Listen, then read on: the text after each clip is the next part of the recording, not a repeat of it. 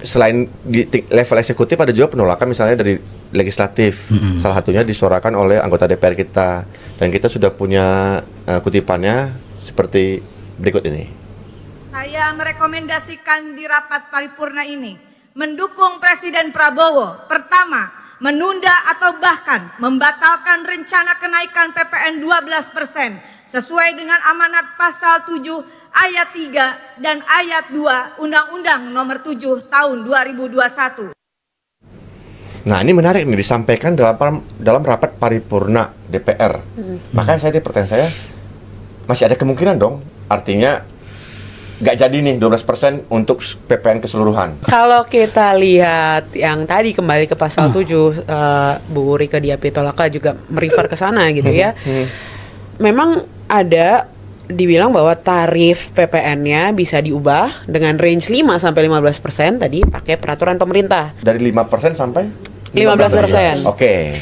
Hanya saja memang kalau dilihat lebih detail di pasal 7 ayat 4 itu, dalam pemahaman saya rencana penyesuaian tarif PPN itu harus dilakukan ya sebelum APBN ditetapkan untuk tahun berjalan.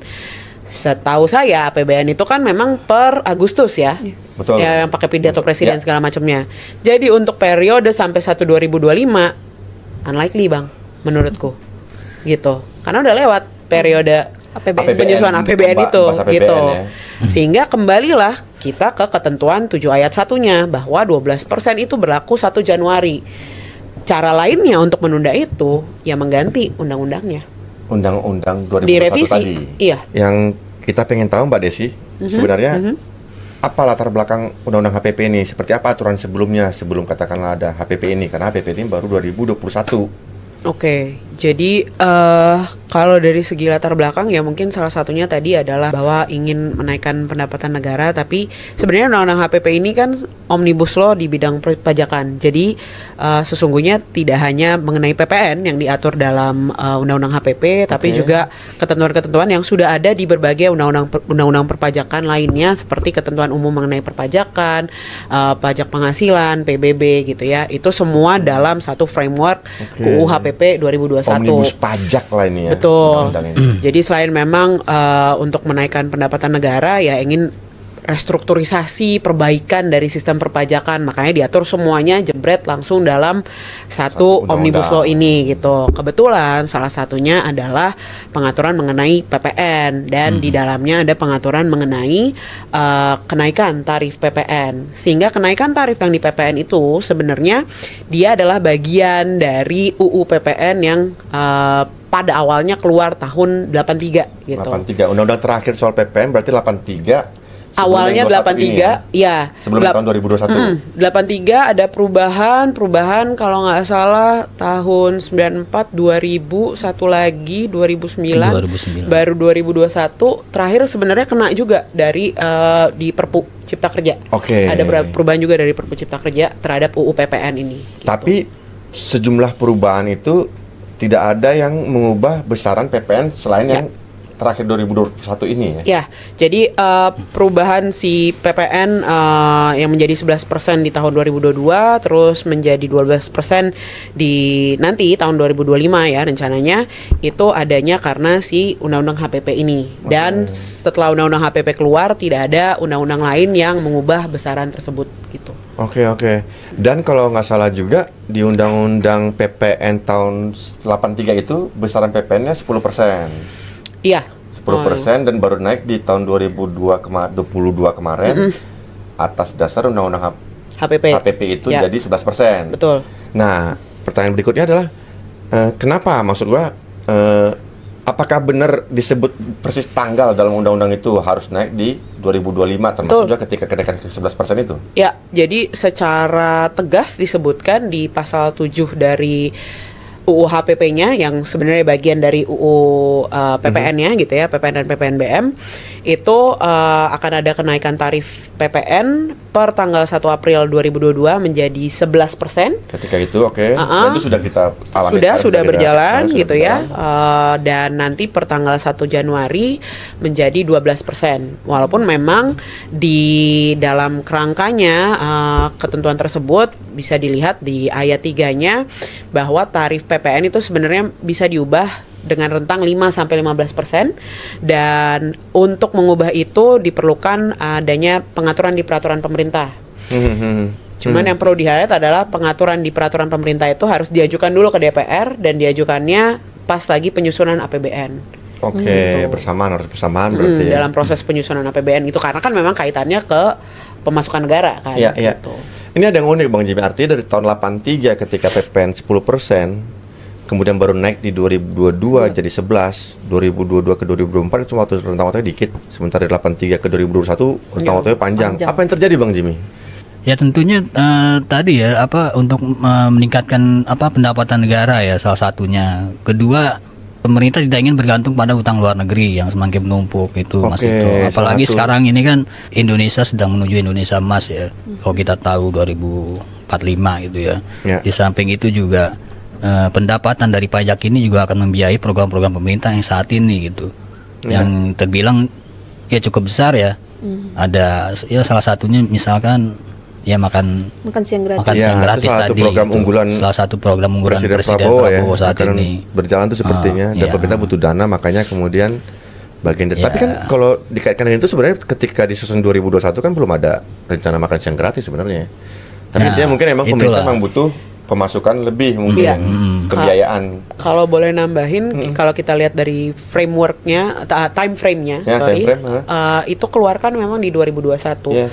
Jadi kalau bisa dibaca dalam bagian preambul dari si Undang-Undang HPP sendiri gitu ya, penjelasannya salah satunya tentu memang untuk pendapatan negara, tapi pendapatan negara itu butuh di-boost karena COVID.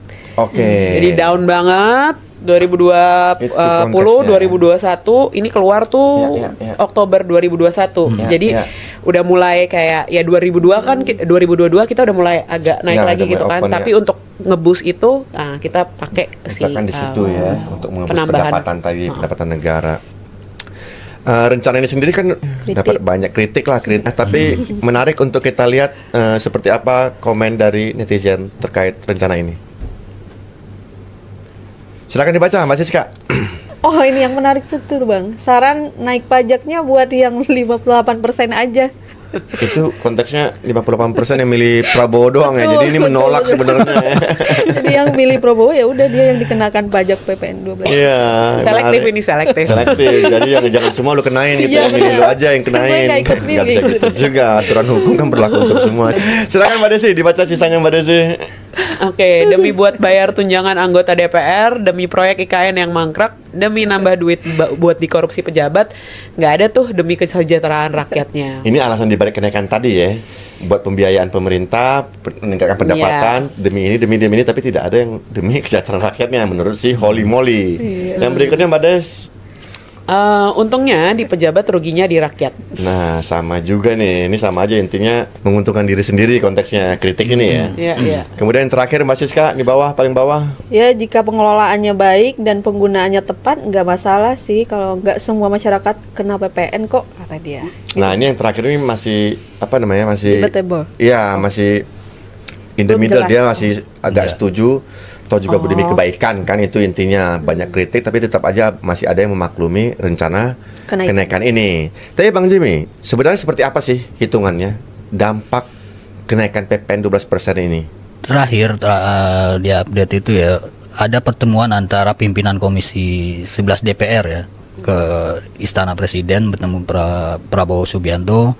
Mereka membicarakan tentang adanya penolakan dari masyarakat ya, umumnya masyarakat kalangan menengah ke bawah terkait rencana kenaikan PPN 12% itu. Dari hasil pertemuan tersebut, Presiden memutuskan saat itu ya, kenaikan PPN sebesar 12% ini hanya bagi barang mewah yang tadi disebutkan tadi. Yang otomatis masyarakat kelas menengah ke bawah dijamin atau tanda kutip ya tidak terpengaruh lah dengan kenaikan PPN 12% ini gitu. Tapi di balik Gitu. penolakan publik tadi kan sebenarnya mereka khawatir misalnya kenaikan harga barang, kemudian sementara pendapatan mereka masih segitu. Itu benar nggak Pak Jimmy? Dampak itu ada nggak sih sebenarnya? Ya pasti semua akan berakhir ke konsumen, ke masyarakat lah. Ya konsumen sebagai pengguna tentu akan berimbas ya. Ya di sisi lain pelaku usaha membeli barang dengan barang baku dengan PPN jumlah yang PPN-nya sudah naik atau gimana, nah itu kan pasti dibebaninnya nanti ke masyarakat sebagai konsumen itu ya pada akhirnya harga akan naik di tingkat konsumen gitu ya, karena biaya produksi meningkat di tingkat produsen. Pada akhirnya konsumen juga lah yang terimbas gitu. Sebelum Presiden Prabowo katakanlah terakhir ini belum final juga ya, belum final juga, belum ada bentuk aturan produk hukum terbarunya yang mana akan dipakai. Yang mana dulu nih Bang, belum finalnya?